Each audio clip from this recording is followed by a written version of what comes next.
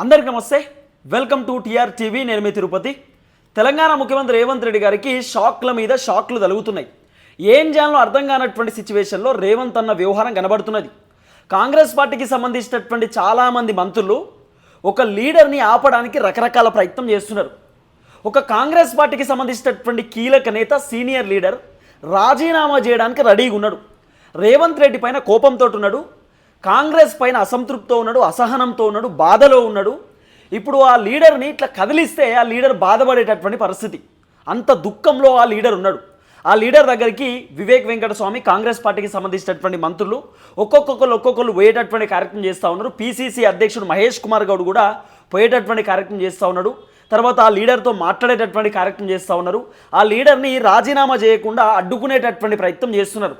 కానీ మ్యాక్సిమం ఆ లీడర్ రాజీనామా చేస్తాడు అనేది కొంత వినబడుతున్నటువంటి చర్చ. ఆ లీడర్ చాలా క్లియర్ కట్గా చెప్తున్నాడు, నాకు టికెట్ రాకుండా చేసేటటువంటి వ్యక్తుల పేర్లు త్వరలో చెప్తా, నాకు అట్లీస్ట్ ఇన్ఫర్మేషన్ కూడా ఇవ్వలేదు. ఇక్కడే కాంగ్రెస్ పార్టీకి సంబంధించినటువంటి లీడర్ కాన్స్టిట్యున్సీలో తిరుగుతున్నారు, అట్లీస్ట్ నాకు చెప్పని కూడా చెప్తలేరు. ఆఖరికి మొన్న టికెట్ వచ్చినటువంటి వ్యక్తి కూడా నన్ను నచ్చి కలవలేదు. నేను సీనియర్ లీడర్ని, నేను కాంగ్రెస్ నుండి ఎప్పటి నుండో ఉన్నటువంటి వ్యక్తిని, నేను చాలా సీనియర్ని. ఇప్పుడిప్పుడు వచ్చినటువంటి వాళ్ళకు టికెట్లు ఇస్తున్నారు, ఇప్పుడిప్పుడు వచ్చినటువంటి వాళ్ళకు పదవులు ఇస్తున్నారు. నేను ఎప్పటి నుండో ఉన్నటువంటి వ్యక్తిని, నన్ను అసలు పట్టించుకుంటలేరు, నా దగ్గర కూడా వస్తలేరు, నాతో మాట్లాడతలేరు, నన్ను ఎక్కడికి పిలుస్తలేరు, ఏ ప్రోగ్రామ్కి రమ్మంటలేరు. ఇదేందో నాకు అర్థమైతలేదు. ఎవరెవరు ఏం చేస్తున్నారు, ఎన్ని కుట్రలు చేస్తున్నారు అనేది నేను చెప్తా అని చెప్పి ఆ లీడర్ చెప్తున్నటువంటి మాట. ఆఖరికి ఇంకో ముచ్చట కూడా చెప్పి, ఏం తెలుసా, నేను చాలాసార్లు పోటీ చేసిన, నన్ను నేను గెలిచిన, కానీ నేను పార్టీలో టికెట్ ఇస్తే నేను గెలవలేకపోయిన కారణం నన్ను ఓడగొట్టడానికి చాలామంది ప్రయత్నించారు. సొంత పార్టీ వాళ్ళు నన్ను సొంత పార్టీలో ఓడగొట్టేటటువంటి కార్యక్రమం చేసిరు అనేది ఆ లీడర్కి సంబంధించినటువంటి వర్షన్. తర్వాత నాకు టికెట్ రాకపోవడానికి రకరకాల ప్రయత్నాలు జరిగినాయి, కొంతమంది నన్ను కావాలని ఇబ్బంది పెట్టేటటువంటి కార్యక్రమం చేసిరు అనేది లీడర్కి సంబంధించినటువంటి వర్షన్. మనం కొంత బ్రీఫ్గా మాట్లాడుకునేటటువంటి ప్రయత్నం చేద్దాం. ఆ లీడర్ ఎవరు ఏందనేది నేను మీకు చెప్పేటటువంటి కార్యక్రమం చేస్తా. అంతకంటే ముందు ఫస్ట్ టైం మన ఛానల్ చూస్తున్నటువంటి వాళ్ళు దయచేసి సబ్స్క్రైబ్ చేయండి, షేర్ చేయండి, లైక్ చేయండి, పూర్తి స్థాయిలో సపోర్ట్ చేయండి. మీరు సబ్స్క్రైబ్ చేసుకోవడం ద్వారా నాకు ధైర్యం వస్తుంది, బలం వస్తుంది, నేను ఇంకా గట్టిగా వీడియోలు చేసేటటువంటి కార్యక్రమం చేస్తా. ఆ లీడరు ఎవరు ఎవరు ఎవరు అని చెప్పి మీరందరూ వెయిట్ చేస్తూ వస్తున్నారు కదా. ఆ లీడరు సీనియర్ లీడరు, చాలా కీలకమైనటువంటి వ్యక్తి, కాంగ్రెస్ పార్టీలో క్రియాశీలక పాత్ర పోషించేటటువంటి వ్యక్తి. ఆ లీడర్ ఎవరో కాదు, అంజన్ కుమార్ యాదవ్. అంజన్ కుమార్ యాదవ్ జూబ్లీ హిల్స్ ఉప ఎన్నికకు సంబంధించినటువంటి వ్యవహారంలో కాంగ్రెస్ పార్టీ నుండి టికెట్ ఆశించిండు. కాంగ్రెస్ పార్టీ టికెట్ నాకే వస్తుంది, నేనే పోటీ చేస్తా అని చెప్పి లాస్ట్ వరకు అనుకున్నాడు. సీన్ కట్ చేస్తే అంజన్ కుమార్ యాదవ్ను డైరెక్ట్ టికెట్కి సంబంధించిన రేసులకు వెళ్ళి తొలగించే కార్యక్రమం చేశారు. అంజన్ కుమార్ యాదవ్కు మినిమం ఆయనకు అవకాశం కూడా ఇవ్వలేదు, కాంగ్రెస్ అధిష్టానం అవకాశం ఇవ్వలేదు. ఇక్కడ నుండి చాలా లెటర్లు పోయినాయట అధిష్టానానికి, ఇక్కడ నుండి చాలామంది అధిష్టానానికి చెప్పే కార్యక్రమం చేసిరట. అంజన్ కుమార్ యాదవ్ లోకల్ క్యాండిడేట్ కాదు, ఆయన వేరే కాన్స్టిట్యున్సీకి సంబంధించినటువంటి వ్యక్తి. ఆయన ఇక్కడికి వచ్చి పోటీ చేస్తే ఇబ్బంది అవుతుంది, ఇక్కడ ఆయన చేయొద్దు. సో లోకల్ వ్యక్తి నవీన్ కుమార్ యాదవ్కి ఇస్తేనే బాగుంటుంది, నవీనే బెటర్ అని చెప్పి సో నవీన్కి ఇచ్చేటటువంటి కార్యక్రమం చేశారు. దీంట్లో పెద్ద హైడ్రామా కొనసాగింది. ఆ హైడ్రామా ఏందనేది నేను కొంచెం చెప్పే ప్రయత్నం చేస్తా. దాదాపు జూబ్లీ హిల్స్ ఉప ఎన్నికకు సంబంధించినటువంటి వ్యవహారంలో కాంగ్రెస్ నుండి పోటీ చేయడానికి 7 మంది క్యూలో నిల్చున్నారు. 7 మంది పేర్లు వినబడ్డాయి. ఆ 7 మంది పేర్లో 2 పేర్లు పోయినాయి, మిగతా 5 పేర్లు తెరపైకి వచ్చినాయి. ఈ 5 పేర్లకు సంబంధించినటువంటి లిస్టు ఢిల్లీ హైకమాండ్కి పంపించేటటువంటి కార్యక్రమం చేసిండు ముఖ్యమంత్రి రేవంత్ రెడ్డి, మీనాక్షి నటరాజన్. ఢిల్లీలో వెరిఫై చేశారు, ఎవరు పోటీ చేస్తే గెలుస్తారు, ఏం కథ అని చేసి చూసిన తర్వాత ఈ వ్యక్తి కరెక్ట్ క్యాండిడేట్, ఈ వ్యక్తికే టికెట్ ఇవ్వాలనేటటువంటి అంశంతో నవీన్ కుమార్కి టికెట్ ఇచ్చేటటువంటి కార్యక్రమం చేశారు. సో నవీన్ యాదవ్కు టికెట్ కన్ఫర్మ్ అయింది. హైకమాండ్ ఒక లెటర్ రిలీజ్ చేసిరు, మేము నవీన్ యాదవ్కు టికెట్ కన్ఫర్మ్ చేస్తున్నామని చెప్పి. ఆ లెటర్ తెరపైకి వచ్చింది. తర్వాత నవీన్ యాదవ్ కూడా కొంత అమ్మయ్య అని చెప్పి శ్వాస తీసుకునేటటువంటి కార్యక్రమం చేసిండు. మరి ఆ 7 మంది పేర్లు ఎవరెవరిది అనేది చాలా బ్రీఫ్గా నేను మీకు చెప్పేటటువంటి ప్రయత్నం చేస్తా. ఒక్క జూబ్లీ హిల్స్ ఉప ఎన్నికకు సంబంధించినటువంటి కాంగ్రెస్ టికెట్ కోసం 7 మంది పోటీ పడ్డారు, 7 మెంబర్స్. తర్వాత రేవంత్ రెడ్డి కూడా రకరకాలుగా ఆలోచించిండట, డబ్బులు ఉన్నటువంటి వ్యక్తి కావాలి, ఎందుకంటే మాగంటి సునీత ఎంత ఖర్చు పెట్టడానికి కూడా రెడీగా ఉంది, బీఆర్ఎస్ పార్టీకి సంబంధించినటువంటి అభ్యర్థి.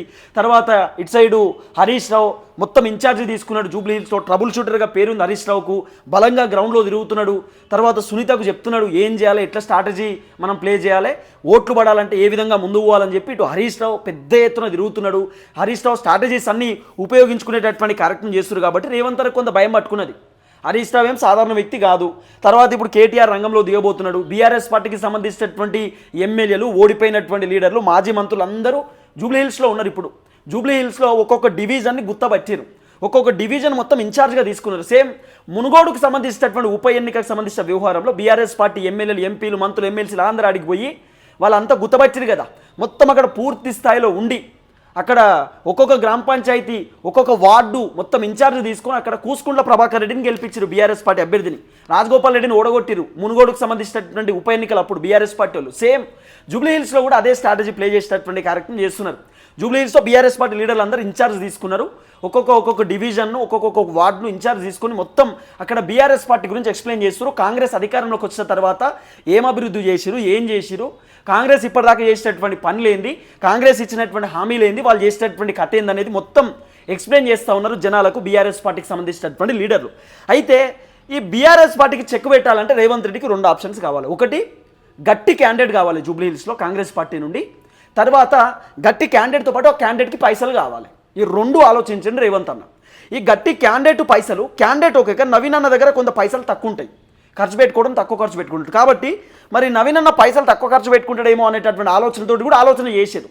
సీన్ కట్ చేస్తే ఇక పైసలతో సంబంధం లేదు, నవీన్ యాదవ్ గెలిచేటట్టే ఉన్నాడు, నవీన్ యాదవ్కు టికెట్ ఇద్దామనేటటువంటి ఆలోచనతోటి హైకమాండ్ టికెట్ ఇచ్చే కార్యక్రమం చేశారు. ప్లస్ నవీన్ యాదవ్ బీసీ బిడ్డ. ఇప్పుడేమో తెలంగాణ స్థానిక సంస్థల ఎన్నికలకు సంబంధించినటువంటి వ్యవహారంలో హైకోర్టు స్టే ఇచ్చారు.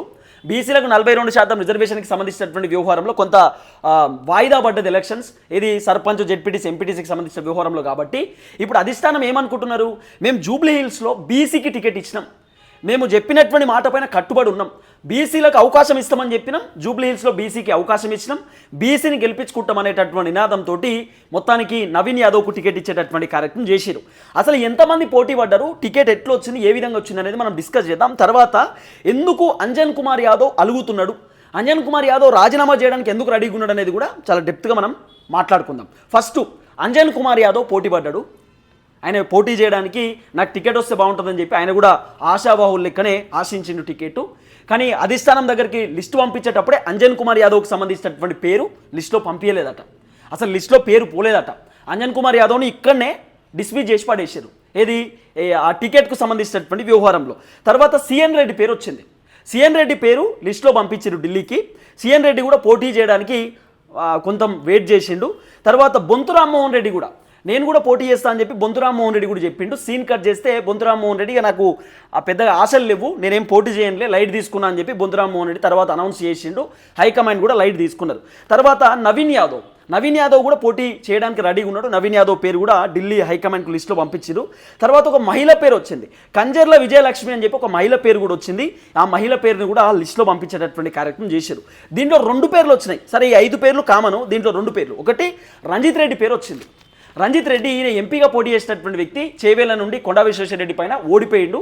రంజిత్ రెడ్డి దగ్గర బాగా పైసలు ఉంటాయి, రంజిత్ రెడ్డిని ఇక్కడ పోటీ చేపిస్తే పైసలు కూడా ఖర్చు పెట్టుకుంటాడు, సో గెలిచే అవకాశం ఉంటుంది. ఆర్థికంగా బలంగా ఉన్నటువంటి వ్యక్తి కాబట్టి జూబ్లీహిల్స్ ఒక గోల్డెన్ ప్లేట్ ఎలక్షన్స్ లెక్క ఉంది కాబట్టి డబ్బులు ఖర్చు పెడితేనే గెలిచే అవకాశం ఉండొచ్చు అనేటటువంటి ఆలోచనతోటి రంజిత్ రెడ్డికి టికెట్ ఇద్దామని కూడా ఆలోచన చేసిరు.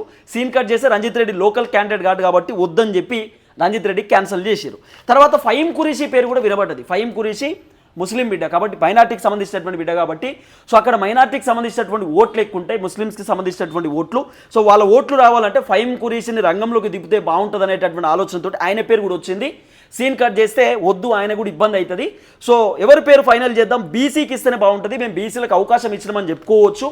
తర్వాత 42% రిజర్వేషన్ పైన మేము ఖచ్చితంగా కట్టుబడి ఉన్నాం, ఆ మాట ప్రకారమే జూబ్లీహిల్స్లో కూడా బీసీకే టికెట్ ఇచ్చినామని చెప్పి చెప్పుకోవడానికి నవీన్ యాదవ్కు టికెట్ ఇచ్చారు. నవీన్ యాదవ్ టికెట్ ఫైనల్ అయింది. అయితే ఎందుకు మరి నవీన్ యాదవ్కు టికెట్ ఇస్తే అంజన్ కుమార్ యాదవ్కు బాధ ఏంటంటే, నవీన్ యాదవ్కు టికెట్ ఇస్తున్నా అనే సంగతి కూడా అంజన్ కుమార్ యాదవ్కు చెప్పలేదట. తర్వాత ఇప్పుడు ఆ జూబ్లీహిల్స్కి సంబంధించినటువంటి ఉప ఎన్నిక దగ్గర కాంగ్రెస్ పార్టీకి సంబంధించినటువంటి ఇన్ఛార్జ్లను పెట్టిరట, కాంగ్రెస్ పార్టీకి సంబంధించినటువంటి లీడర్లను ఇన్ఛార్జ్ పెట్టిరట, అక్కడ చైర్మన్లను కూడా పెట్టిరట, ఇక్కడ మీరు ఇట్లా, ఇక్కడ మీరు ఎట్లా అని చెప్పి పెట్టిరట. అట్లీస్ట్ అంజన్ కుమార్ యాదవ్కి ఇన్ఫర్మేషన్ కూడా ఇవ్వలేదట. జూబ్లీహిల్స్ ఏదైనా మీటింగ్ జరిగితే కూడా పిలుస్తలేరట. తర్వాత నవీన్ యాదవ్ టికెట్ వచ్చిన తర్వాత ఒక పెద్ద మనిషి మరి ఆ పెద్ద మనిషిని పోయి కలిసి వద్దాము, పోయి నమస్తే పెట్టి వద్దామనే ఆలోచనతో నవీన్ యాదవ్ వచ్చి కూడా అంజన్ కుమార్ని కలవలేదట. తర్వాత రేవంత్ రెడ్డి దగ్గర నుండి అంజన్ కుమార్ యాదవ్కి అపాయింట్మెంట్ లేదట, కలుస్తలేరట, మాట్లాడతలేరట. కాంగ్రెస్ పార్టీ లీడర్లు కూడా అంజన్ కుమార్ యాదవ్ని కలుస్తలేరట, మాట్లాడతలేరట. అసలు ఆయనకు ఫోన్ చేసే పరిస్థితి కూడా లేదట.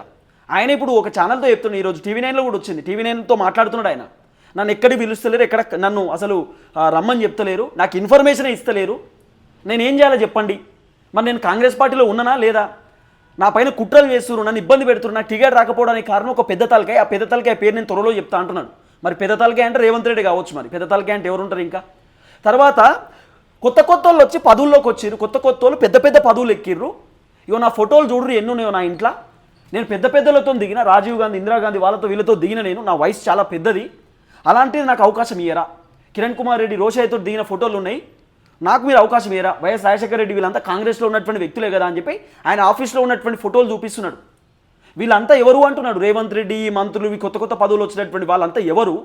నేను సీనియర్ లీడర్ని కదా, ఎప్పటి నుండో ఉన్నటువంటి వ్యక్తిని కదా. కాంగ్రెస్ అంటే నేనంటే కాంగ్రెస్. ఇప్పుడు వచ్చిన వాళ్ళకి పదవులు ఇస్తున్నారు, టికెట్లు ఇస్తున్నారు. పోనీ అట్లీస్ట్ మేము సీనియర్ లీడర్లో మాకు మర్యాద కూడా ఇస్తలేరు, సీనియర్ లీడర్లకు ఇన్ఫర్మేషన్ కూడా ఇస్తలేరు, సీనియర్ లీడర్లను పట్టించుకుంటలేరు. ఈ పార్టీలో ఉండడం కంటే పోవడమే బెటర్ అనిపిస్తుంది అనేటటువంటి ఇండైరెక్ట్ వ్యాఖ్యాన్ని ఇస్తున్నాడు అంజన్ కుమార్ యాదవ్. కాబట్టి ఇదంతా చూసినాక రేవంత్ అనే షాక్లో ఉన్నాడట. అరే నవీన్ యాదవ్కు టికెట్ ఇచ్చినాం. నవీన్ యాదవ్ టికెట్లో పెద్ద గమ్మత్ కథ జరిగింది. నవీన్ అన్న ఎన్నికల కోడ్ ఉల్లంఘించిండని నవీన్ అన్న ఓటర్ ఐడీలు వంచిండు మొన్న. అది సోషల్ మీడియాలో పెట్టుకున్నాడు. ఎన్నికల కోడ్ ఉల్లంఘించింది, ఇలాంటి వ్యక్తికి ఇవ్వద్దు, ఈయన అనర్హుడు, అర్హత లేదు అని చెప్పి రఘునందన్ రావు పిటిషన్ కూడా దాఖలు చేసిండు. ఇది రఘునందన్ రావు లేఖ కూడా రాసిండు ఎలక్షన్ కమిషన్ ఆఫ్ ఇండియాకి, ఆయన పోటీ చేయొద్దు అని చెప్పి. తర్వాత నవీన్ అన్న కుట్టు మిషన్లు వస్తున్నాడు. మహిళల ఓట్ల కోసం నవీన్ పెద్ద ఎత్తున ఒక స్ట్రాటజీ ప్లే చేస్తున్నాడు అని చెప్పి అక్కడ కూడా కాంట్రవర్సీలో ఇరుక్కున్నాడు. కాంట్రవర్సీ మధ్యలో నవీన్ అన్నకు టికెట్ వచ్చింది. తర్వాత నవీన్ అన్న వాళ్ళ వదిన ఏదో లెటర్ రాసింది, ఆయనకు టికెట్ ఇవ్వద్దు, నన్ను ఇబ్బంది పెట్టిరు వాళ్ళంతా, అసలు మమ్మల్ని వేధించారు అని చెప్పి ఆమె ఒక లేఖ రాసినటువంటి కార్యక్రమం చేసింది. అంటే ఫ్యామిలీ పరంగా ఊకే ఇబ్బంది పెట్టేది అని చెప్పి అట్లా ఆమె లేఖ రాసింది. అక్కడ కూడా కాంట్రవర్సీలో ఇరుక్కున్నాడు. రకరకాల ప్రయత్నాలు చేశారు.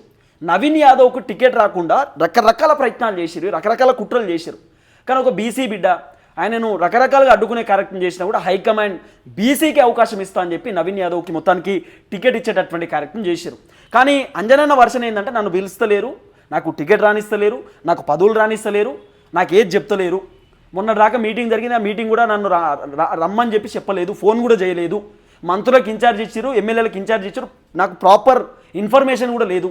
ఇలాంటి పార్టీలో నేను ఎందుకు ఉండాలి, నేను సీనియర్ లీడర్లు అనేటటువంటి ఆలోచనతోటి సో అంజనన్న ఇప్పుడు రాజీనామా చేసేటటువంటి ఆలోచనలో ఉన్నాడట. ఇప్పుడు పెద్ద చర్చ ఏంటంటే అంజనన్న రాజీనామా చేస్తే జూబ్లీ హిల్స్లో ఏమైనా డిస్టర్బెన్స్ అవుతుందేమో అని చెప్పి ఒక వర్షన్.